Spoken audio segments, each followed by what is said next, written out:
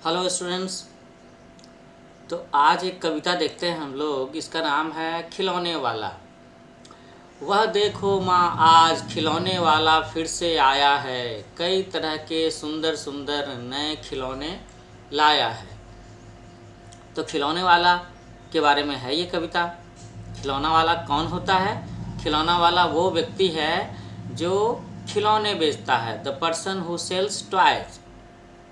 तो पहले एक बार ये पूरी कविता पढ़ लेते हैं, फिर इसका हम लोग मतलब समझते हैं, इसका भावार्थ समझते हैं। अक्सर कविता में ऐसी बात होती है कि एक बार पढ़ने से आपको सारी बातें समझ में नहीं आती, तो कविता को कई बार बार बार पढ़ना होता है। हालांकि ये एक बड़ी प्यारी सी कविता है, बच्चों के मनभावन कविता है, जिसमें आप आसानी से इसके मतलब को समझ पाएंगे। तो देखते हैं।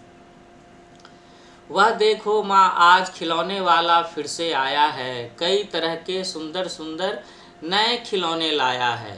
हरा हरा तोता पिंजरे में, गेंद एक पैसे वाली, छोटी सी मोटर गाड़ी है, सर सर सर चलने वाली। सीटी भी है कई तरह की, कई तरह के सुंदर खेल, चाबी भर देने से भक भक भक भक करती चलने वाली रेल।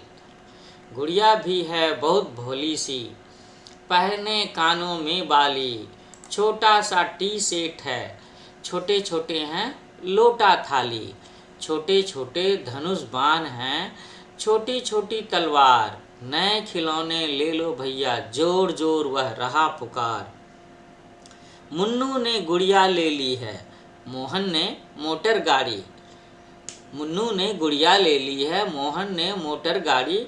मचल मचल सरला कहती है, माँ से लेने को साड़ी। कभी खिलौने वाला भी माँ क्या साड़ी लेकर आता है? कभी खिलौने वाला भी माँ क्या साड़ी लेकर आता है? साड़ी तो वह कपड़े वाला कभी कभी दे जाता है। अम्मा तुमने तो ला करके मुझे दे दिए पैसे चार। अम्मा तुमने तो ला करके मुझे दे दिए पैसे चार। कौन खिलौना लेता हूँ मैं, तुम भी मन में करो विचार। तुम सोचोगी मैं ले लूँगा तोता बिल्ली मोटर रेल, पर माँ यह मैं कभी न लूँगा, यह तो है बच्चों के खेल। मैं तलवार खरीदूँगा माँ, मैं तलवार खरीदूँगा माँ, या मैं लूँगा तीर कमान। जंगल में जा किसी ताड़का को मारूँगा राम समान। तपसी यज्ञ करेंगे, असुरों को मैं मार भगाऊंगा। यों ही कुछ दिन करते करते रामचंद्र बन जाऊंगा। यहीं रहूंगा कौशल्या में, तुमको यहीं बनाऊंगा। तुम कह दोगी वन जाने को, हंसते हंसते जाऊंगा। पर माँ बिना तुम्हारे वन में मैं कैसे रह पाऊंगा। दिन भर घूमूंगा जंगल में, लौट कहाँ पर आऊँगा। किससे लूँगा पैसे, रूठूंगा तो कौन मना लेगा। कौन प्यार से बिठा गोद में, मन चाही चीज़ें देगा। और यहाँ पर बच्चों हम लोग देख रहे हैं, लेखिका का नाम है सुभद्रा कुमारी चौहान। तो बच्चों अभी अभी मैंने जो क्लास 5th में पढ़ने वाले बच्चे हैं, जिनका सिलेबस NCERT का है, उनकी हिंदी की किताब रिमझिम, उसका चैप्टर नंबर 3 में ये कविता है खिलौने वाला, ये पढ़कर मैंने आपको सुनाया है। वैसे तो मैं गाने में बहुत अच्छा नहीं हूँ, लेकिन फिर भी मैंने कोशिश की है। अक्सर कविताएं जो होती हैं वो लिरिकल होती हैं, उसके आखिर में राइमिंग वर्ड्स होते हैं, तो थोड़ा सा इसे इस तरीके से गाने की कोशिश करनी चाहिए, आपको भी अच्छा लगेगा। कई बार मैंने देखा है कि बच्चों को स्कूल में झूल झूल करके, झूम झूम करके, थोड़ा सा डांस के पोजेज के साथ में कविता गाने को सिखाते हैं, और ये बच्चों के लिए इंटरटेनमेंट का भी एक बहुत बड़ा स्रोत होता है। तो थोड़ा सा कहते हैं कि कविता आखिर होती कैसी है। एक बच्चे ने मुझसे पूछा था कि गद्य और पद्य में क्या अंतर होता है। तो बच्चों एक्चुअली गद्य में हम लोग पढ़ते हैं जिसमें कि जो बातें लिखी होती हैं ना, उसमें राइमिंग वर्ड्स का ख्याल नहीं होता, सेंटेंसेस लंबे लंबे हो सकते हैं, है ना। तो गद्य में हम लोग लिखते हैं कहानियाँ, उपन्यास, अनुच्छेद, निबंध, है ना, लेख कहते हैं ना। आप उसमें आत्मकथा को भी रख सकते हैं, यात्रा संस्मरण को भी रख सकते हैं, लेटर्स को भी रख सकते हैं, जीवनी को भी रख सकते हैं। एंड व्हाट अबाउट पद्य? पद्य किसे कहते हैं? तो पद्य में आती हैं कविताएं, गीत और दोहे। पद्य में क्या चीज़ें आती हैं? पद्य में आती हैं कविताएं, गीत और दोहे। पद्य हम लोग ऐसे लिखते हैं ये। तो ये कविता पद्य की श्रेणी में आएगी। कविता,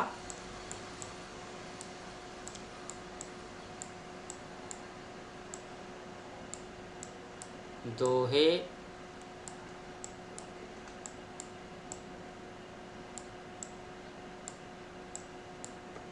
और गीत।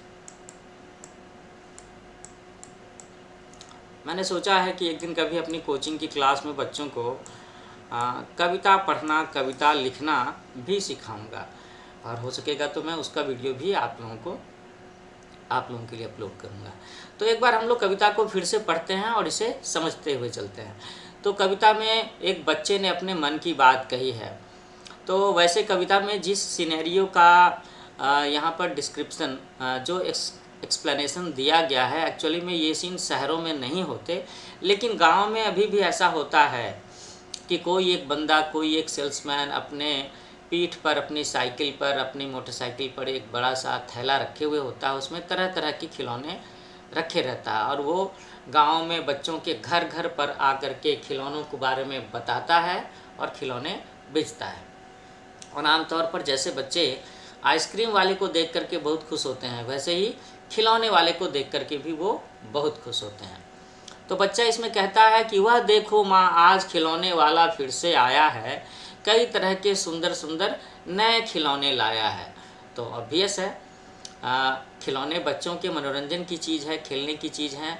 तो जैसे बच्चे जिन्हें खाने से प्रेम होता है तो वो हमेशा नई नई खाने की चीज़ें चाहते हैं, नई नई मिठाइयाँ चाहते हैं। उसी तरह से जो बच्चे खिलौनों से खेलते हैं उन्हें नए नए खिलौनों से बड़ा प्रेम होता है। आगे कवियत्री बता रही हैं कि कौन कौन से खिलौने हैं खिलौने वाले के पास में। तो उसके पास में एक हरा तोता है जो पिंजरे में है, 1 पैसे की गेंद भी है। हालांकि आजकल 1 पैसा तो आपको कहीं दिखेगा ही नहीं, म्यूजियम की बातें हो गई, आपकी दादी नानी के पास में रखी होंगी। 1 रुपये का सिक्का भी बड़ी मुश्किल से दिखता है है ना। छोटी सी मोटर गाड़ी है, छोटी सी मोटर गाड़ी भी है। तो बचपन में हम लोगों ने किस तरह की मोटर गाड़ियाँ देखी हैं? एक तो होता है पुल बैक वाला, और दूसरा होता है जिसमें हम चाबी भरते हैं तो उसके बाद में वो मोटर गाड़ी चलती है, और उसके चलने की आवाज़ कैसी होती है? Sir sir sir. सीटी भी है कई तरह की, बच्चों को सीटियाँ बजाना भी बहुत पसंद है। एक्चुअली में बच्चों को तरह तरह की आवाज़ निकालना, गाना, हंसना, है ना, ये चीज़ें पसंद भी होती हैं। कई बच्चे अपने हाथों से भी सीटियाँ बजा लेते हैं, अपने मुंह में उंगलियों को रख करके अपनी जीभ से भी एक तरह की सीटी बजाते हैं। और बच्चे सीटी कब बजाते हैं? जब बच्चे बहुत खुश होते हैं, और कभी कभी किसी को चिढ़ाने के लिए भी सीटियाँ बजाते हैं, है ना।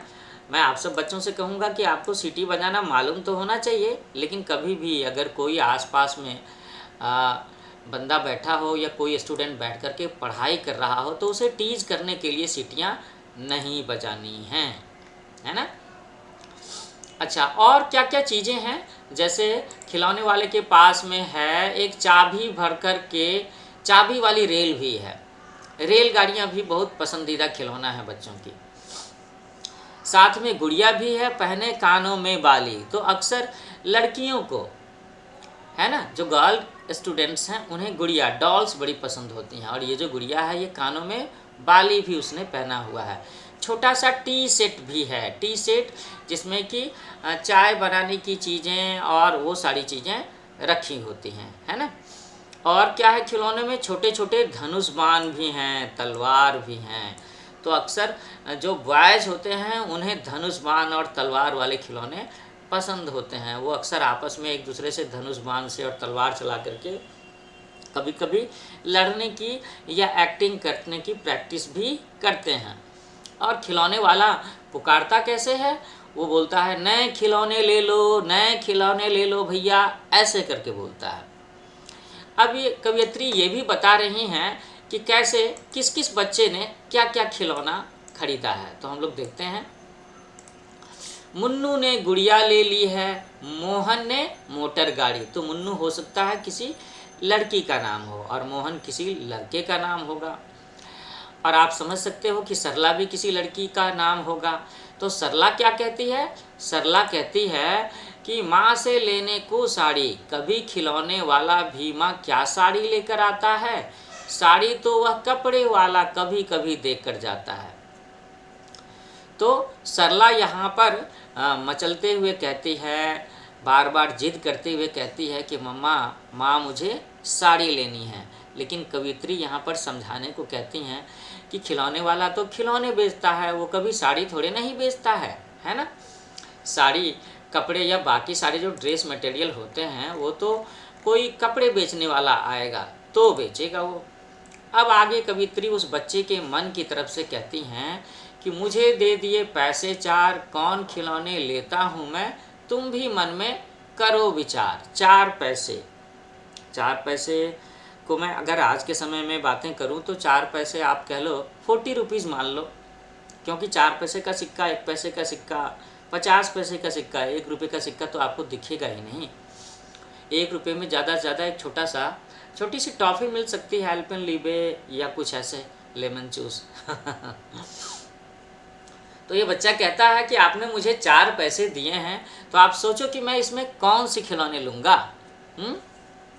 वो फिर कहता है कि तुम सोचोगी मैं ले लूँगा तोता, बिल्ली, मोटर रेल, पर माँ यह मैं कभी न लूँगा, ये तो हैं बच्चों के खेल। बच्चे तो बच्चे होते हैं, लेकिन वो कभी ये मानते थोड़े ना हैं कि बच्चे हैं। उनकी जो अपनी समझदारी होती है, अंडरस्टैंडिंग होती है, उसके हिसाब से वो ये कहते हैं, जताते हैं कि मैं तो बड़ा हूँ। तो ये बच्चा क्या कहता है कि मैं तोता, बिल्ली, मोटर रेल, इस तरह के बच्चों वाले खिलौने नहीं लूँगा। वो क्या लेना चाहता है? वो तलवार लेना चाहता है, या फिर तीर कमान, धनुष पान, है ना।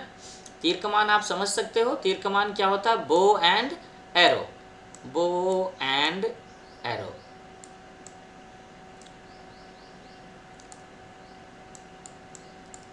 और तलवार तो आप समझते ही होंगे, तलवार बोलते हैं हम लोग सोर्ड को, है ना। तीर कमान अगर आप ऐसे ना समझ रहे हो तो अगर आप लोगों में से किसी बच्चे ने रामायण या महाभारत सीरियल देखा है, so you can easily understand it. तलवार हम लोग कहते हैं सोर्ड, SWORD। और एक बात मैं बताना चाहूँगा आप सब बच्चों को कि आर्चरी, जिसमें तीर कमान चलाना होता है, और तलवारबाजी, जिसे फेंसिंग बोलते हैं, ये दोनों के दोनों स्पोर्ट्स एशियाड में, ओलंपिक में भी अप्रूव्ड हैं। तो अगर आप में से किसी बच्चों को इसकी ट्रेनिंग लेनी हो, इस खेल में अपना कैरियर बनाना है, so you can think about it, है ना। तो ये बच्चा कहता है कि मैं तलवार खरीदूंगा या मैं तीर कमान लूँगा और जंगल में जा कर के किसी ताड़का को मारूंगा राम समान। ताड़का कौन है बच्चों? ताड़का एक तरह से एक राक्षसी का नाम है ना। एक महिला डेमोन का नाम है, जो कि रामायण में एक कैरेक्टर है, जो अक्सर जो लोग, जो साधु संत वगैरह, मॉन्क्स वगैरह होते हैं, वो जब तपस्या कर रहे होते हैं ना, तो उसे वो आकर के डराती है, धमकाती है, उनके यज्ञ को भंग कर देती है। तो तपस्वी का मतलब होता है तपस्या करने वाले। और यह क्या कहता है बच्चा? राम समान, कि भगवान राम ने जिस तरह से बचपन में अपने स्कूल डेज में ताड़का नाम की राक्षसी को मारा था, जो तंग कर रही थी साधु संतों को यज्ञ करने में, तो ये बच्चा कहता है कि मैं भी उसी तरीके से तीर कमान या तलवार लेकर के राक्षसों को मारूंगा। So you can think about, ये बच्चा ये कहना चाहता है कि मैं राक्षसों को या दुष्टों को मारूंगा, जो मनुष्यों को, साधु संतों को नुकसान पहुंचाना चाहते हैं। और बच्चों, मैं आपसे एक बार कहना चाहूँगा कि आप ज़रा सोच करके बताओ कि if you have a sword or if you have bow and arrow. आजकल के बच्चे तो गन चाहते हैं, बंदूकें चाहते हैं, है ना।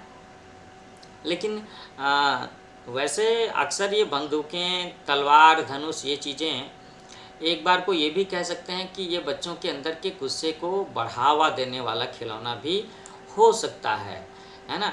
जैसे हम लोग कहते हैं कि हर चीज़ का अच्छा पहलू भी है, बुरा पहलू भी है। तो चलो, यहाँ पर हम कहते हैं कि वो बच्चा कहता है कि मैं राम के जैसे बन करके राक्षसों को मारूंगा। और वो कहता है कि मैं इसी तरीके से करते करते, इसी तरह से क्या करते करते, कि मैं बुरे लोगों को, राक्षसों को मारते मारते कभी रामचंद्र बन जाऊंगा। ऐसा कहता है वो, ये बच्चा है ना यहाँ पे। और ये देखो इस पिक्चर में जो इस तरफ में है, ये राक्षसी है, ये ताड़का। ऐसा कहता है। कौशल्या का नाम सुना है आपने? कौशल्या रामचंद्र की माँ का नाम है।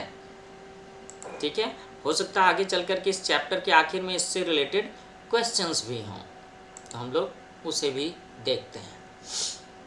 फिर वो कहता है कि तुम कह दो कि वन जाने को। वन का मतलब होता है जंगल। वन का मतलब क्या होता है? जंगल, फॉरेस्ट। तो रामायण की कहानी याद है ना आपको? रामायण में क्या होता है कि राम की जो एक माँ है कैकेयी, वो कहती हैं कि मैं राम को 14 साल के लिए जंगल में भेजना चाहती हूँ। तो राम अपनी माँ की बात का रिस्पेक्ट करने के लिए, ऑनर के लिए जंगल में चले जाते हैं, है ना। उनके साथ में उनका छोटा भाई लक्ष्मण भी जाता है और सीता भी जाती हैं। इसी पर तो पूरी की पूरी रामायण है। रामायण के बारे में फिर हम लोग बातें करेंगे। तो ये बच्चा कहता है कि अगर तुम, अपनी माँ से कहता है कि अगर तुम जंगल जाने को कह दोगी तो मैं हंसते हंसते चला जाऊंगा। लेकिन फिर वो ये कहता है कि बिना तुम्हारे, परमा बिना तुम्हारे वन में मैं कैसे रह पाऊंगा। दिन भर घूमूंगा जंगल में, लौट कहाँ पर आऊँगा। किससे लूँगा पैसे, रूठूंगा तो कौन मना लेगा। कौन प्यार से बिठा गोद में, मन चाही चीज़ें देगा। तो आखिर में बच्चे के बाल मन की बातें यहाँ पर फिर से आ जाती हैं कि ठीक है, वो मम्मी की बात को मान करके जंगल में जाने को तो तैयार है, लेकिन फिर कहता है कि जब दिन भर में मैं घूमूंगा, खेल कूद करके शाम में लौटूंगा, तो जंगल में मुझे माँ थोड़े ना मिलेगी।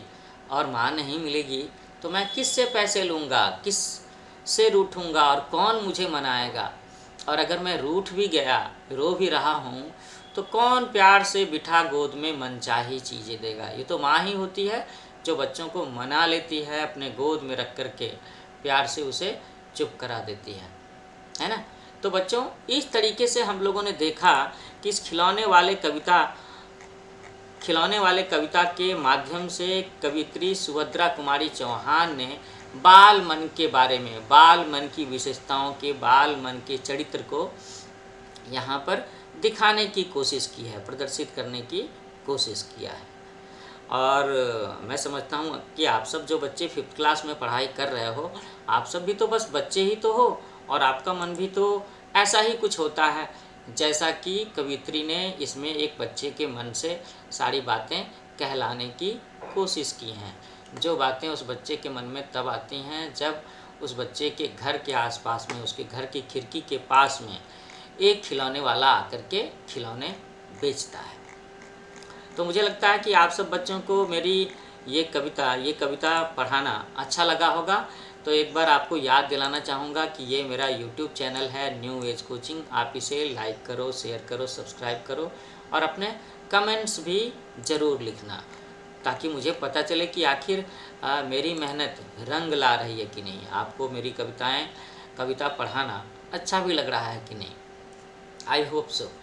अच्छा, ज़रा सा इसमें से 2-4 सवाल हम लोग डिस्कस कर लेते हैं। जैसे तुम्हें किसी न किसी बात पर रूठने के मौके तो मिलते ही होंगे, तो अक्सर तुम किस तरह की बातों पर रूठती हो या रूठते हो। तो बच्चे, अब आपको अपने मन को टटोलना है और ये लिखना है कि आप कौन कौन सी बातों पर रूठते हो।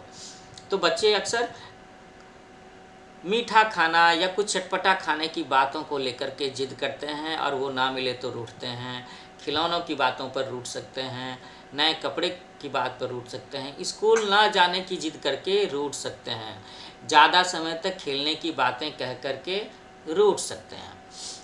अच्छा, दूसरा सवाल है कि माँ के अलावा घर में और कौन कौन है जो तुम्हें मनाते हैं। तो मेरे ख्याल से माँ के अलावा तुम्हारे पिता तुम्हें मना सकते हैं, है ना। तुम्हारे छोटे बड़े भाई बहन जो होंगे वो तुम्हें मना सकते हैं। घर में अगर जॉइंट फैमिली है तो तुम्हारे चाचा चाची, दादा दादी, नाना नानी, मामा मामी, ये लोग भी तुम्हें मना सकते हैं। अच्छा, दूसरा सवाल है कि हम ऐसे कई त्योहार मनाते हैं जो बुराई पर अच्छाई की जीत पर बल देते हैं। आखिर महाभारत में भी ऐसी ही बात है ना, रामायण में भी ऐसी ही बात है। सो ऐसे त्योहारों के बारे में और उनसे जुड़ी कहानियों के बारे में पता करके कक्षा में सुनाओ। तो आप यहाँ पर महाभारत की कहानी ले सकते हो, रामायण की कहानी ले सकते हो, और आप चाहो तो होलिका दहन के पीछे जो कहानी है वो भी सुना सकते हो, है ना। दुर्गा पूजा के बारे में भी बता सकते हो। क्वेश्चन नंबर 3, तुमने रामलीला के जरिए या फिर किसी कहानी के जरिए रामचंद्र के बारे में जाना समझा होगा, तो तुम्हें कौन सी बातें अच्छी लगी रामचंद्र की। तो रामचंद्र के बारे में अगर उनकी चारित्रिक विशेषताओं के बारे में हम लोग कहें तो राम आज्ञाकारी थे, है ना। राम के बारे में क्या विशेषण जुड़ा है, मर्यादा पुरुषोत्तम राम। तो पुरुषोत्तम, पुरुषों में उत्तम, उत्तम का मतलब होता है बेस्ट, सर्वश्रेष्ठ, है ना, सर्वोत्तम, ये सब सुना होगा आपने। तो जो सबसे अच्छे पुरुष हो सकते हैं उनकी श्रेणी में राम को रखा गया। इनका मतलब उनकी कद काठी भी अच्छी होगी, उनका स्वभाव भी अच्छा होगा, उनका व्यवहार भी अच्छा होगा, वो पढ़ने लिखने में भी अच्छे रहे होंगे, व्यवहार कुशल भी होंगे। मर्यादा पुरुषोत्तम राम। तो यहाँ पर मर्यादा का मतलब है कि जैसे समाज को, देश को, राज्य को चलाने के लिए कुछ नियम कानून, कुछ संविधान की बात होती है, तो उन चीज़ों को राम जी ने अपने जीवन में सबसे ऊपर माना है। उन्होंने अपनी पर्सनल लाइफ को, अपने पर्सनल खुशियों को नीचे रखा है, समाज को, परिवार को उन्होंने ऊपर रखा है ना। तभी तो वो अपने माँ पिताजी के कहने पर जंगल चले जाते हैं, सीता के हरण होने पर वो रावण जैसे राक्षस से लड़ाई लड़ते हैं, है ना। ये सारी बातें हैं। कभी हम लोग इसके बारे में भी बात करते हैं कि राम जी को लेकर के राम राज्य का एक कंसेप्ट है कि राज्य को राम की तरह से चलाना, तो उसके बारे में हम लोग बाद में बातें करेंगे।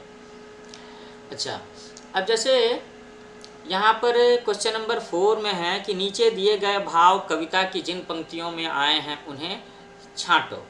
तो बच्चों ये इसके लिए तो आपको कविता को बगल में खोल करके रखनी होगी और आप देख सकते हो। खिलौने वाला साड़ी नहीं बेचता है, ये पहले पेज के आखिरी हिस्से में है। खिलौने वाला बच्चों को खिलौने लेने के लिए आवाज़ लगा रहा है, नए खिलौने ले लो, नए खिलौने ले लो, ये ढूंढना है। मुझे कौन सा खिलौना लेना चाहिए, उसमें माँ की सलाह चाहिए। तो ये हिस्सा सेकेंड पेज के पहले पैराग्राफ में है, जहाँ पर वो कहता है कि माँ से कि आपने तो मुझे 4 पैसे दे दिए, अब मैं क्या खिलौना लूँगा, ये आप पर इस पर विचार करो। माँ के बिना कौन मनाएगा और कौन गोद में बिठाएगा, ये बात लिखी है कविता के दूसरे पेज के सबसे आखिरी पैराग्राफ में, है ना। क्वेश्चन नंबर 5, मूंगफली ले लो मूंगफली, गरम करारी टाइम पास मूंगफली। तो तुमने फेरी वालों को ऐसी आवाज़ें लगाते ज़रूर सुना होगा। तुम्हारे गली मोहल्ले में ऐसे कौन कौन से फेरी वाले आते हैं और वो किस ढंग से आवाज़ लगाते हैं, उनका अभिनय करके दिखाओ, वे क्या बोलते हैं, इसका एक संग्रह भी तैयार करो। तो फेरी वाला किसे कहते हैं, फेरी वाला वो होता है जिसका कोई परमानेंट स्टोर या कोई शॉप नहीं होती।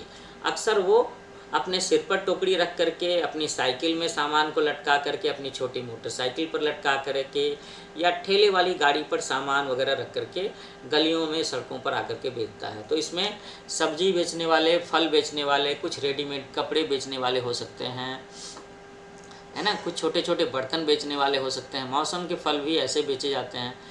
और अगर मैं अपने गली मोहल्लों की बात करूं तो यहाँ पर ना वो रद्दी अखबार और ये कूड़ा नहीं, कूड़ा नहीं, रद्दी अखबार वगैरह, लोहा टीना खरीदने वाले लोग आवाज़ लगाते हैं, सब्जी फल वाले आवाज़ लगाते हैं, लहसुन बेचने वाले, दही बेचने वाले आवाज़ लगाते हैं। कभी कभी तो मैंने वो मिठाई बेचने वाले की भी आवाज़ सुना है। और हाँ, वो मछलियाँ बेचने भी तो आते हैं साइकिल पर रख करके। तो बस इसी तरह की आवाज़ों को आपको भी एक बार सुनना है, समझना है। इस क्वेश्चन का मतलब ये है कि आप पढ़ने के साथ साथ में जो चीज़ें पढ़ते हो इसको आसपास में भी देखो, समझो, अनुभव करने की कोशिश करो। आखिरी क्वेश्चन है इसमें जहाँ लिखा है खेल खिलौने। तुम यहाँ लिखे खिलौनों में से कौन सा खिलौना लेना पसंद करोगे। तो मुझे लगता है इसमें से बहुत सारे बच्चे जो होंगे वो धनुष बाण लेंगे, कुछ बच्चे फिरकी लेंगे, ये नचाने वाला होता है, कुछ बच्चे गेंद लेंगे। थोड़ी देर को मैं अगर अपने आप को बच्चे के तौर पर सोचूं तो मेरा फेवरेट खिलौना होगा इसमें हवाई जहाज़। उड़ना किसे नहीं पसंद है ना। लड़कियां दे विल चूज गुड़िया, है ना। बर्तन सेट भी वो चूज कर सकती हैं। अच्छा हाँ, क्रिकेट भी तो बहुत पॉपुलर है, तो कई बच्चे बल्ला भी चूज कर सकते हैं। तो बच्चों, इसके साथ ही मैं इस लेक्चर को यहाँ पर ख़त्म करता हूँ। एक बार फिर से आपसे कहता हूँ कि आप मेरे चैनल न्यू एज कोचिंग उसे लाइक करो, शेयर करो, सब्सक्राइब करो, और धीरे धीरे करके मैं जो बच्चे एनसीईआरटी का सिलेबस फॉलो करते हैं उनके लिए हिंदी, इंग्लिश, साइंस सब के लेक्चर्स अपलोड करने वाला हूँ। तो कीप ऑन वाचिंग, जल्दी ही अगला लेक्चर लेकर के फिर आता हूँ। तब तक के लिए happy learning with new age coaching.